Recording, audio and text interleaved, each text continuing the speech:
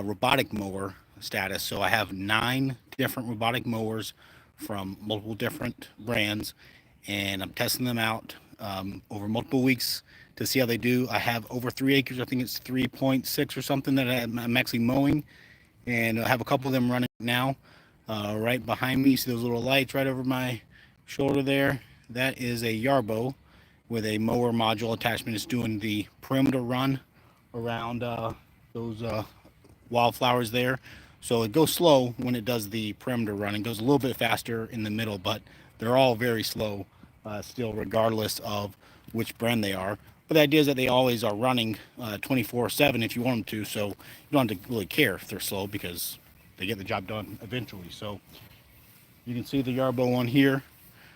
It is coming at us here nice and slow. So I have the yard mapped up in different zones, and I can just tell it how high to cut it, how often to cut it. It goes back and recharges all by itself automatically. So that's pretty cool.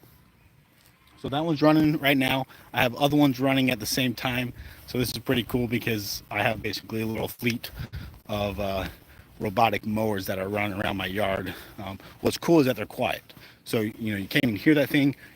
You'll be able to hear my AC units over any of these mowers for sure. They're super quiet. That's compared to the, a standard gas mower that obviously is very loud. So over here on this side, back around that tree, everything's smeared. That is a Luba 2. So Mammotion Luba 2 all-wheel drive unit. So it's cutting the side yard over here.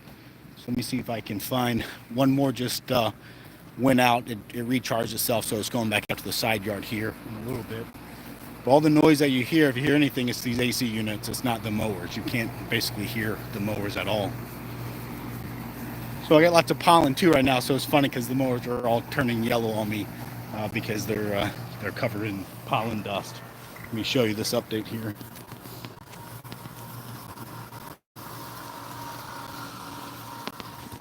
All right, so that one is the Luba 2 all drive. I'll show you a couple of the other ones here in the yard as well. So this one over here in this docking station, this is a little Eufy. It's a E18 mower. It's made for a small yard. It's definitely not made for my 3 acres. I think it does like 0.3 acre max. So that's just a little one. What's cool about it is that it is only doing vision. There's no GPS, no LiDAR. It just has a camera.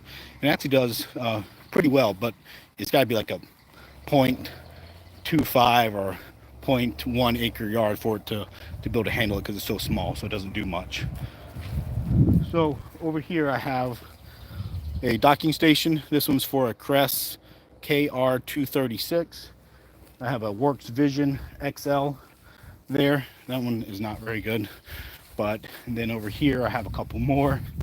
So I have a Ecovacs. That's a GOAT A3000, I believe. We have Husqvarna. That's the 440 IQ, so it's a newer one for this year. You can see the Yarbo charging pad there. Yarbo still out front. Maybe you can see the lights on it right there. But so that's where it parks. What's cool about the Yarbo is that it's wireless inductive charging, so that's cool. And then we have the Luba charging base that's right here, and Luba's little friend. It looks exactly the same, but it's battery's about I forget how much smaller. It's smaller battery, so it's a lower rating, but it's the same machine basically, just battery size. Then we have the Segway. This is a Segway Navimo.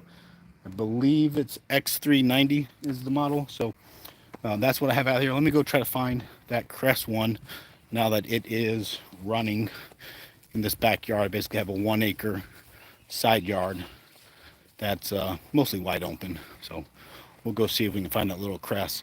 What's cool about the Kress one is the dealer that gave it to me said that, or that provided it for me, I did pay for it, I get a free sticker with it. So I got a free Nader Tater logo on it. There's the Luba. They're working its way around that tree. All right, let's go find this Kress unit out here in this yard somewhere. Let me see. I think I'm gonna flip my camera around. I've never done that.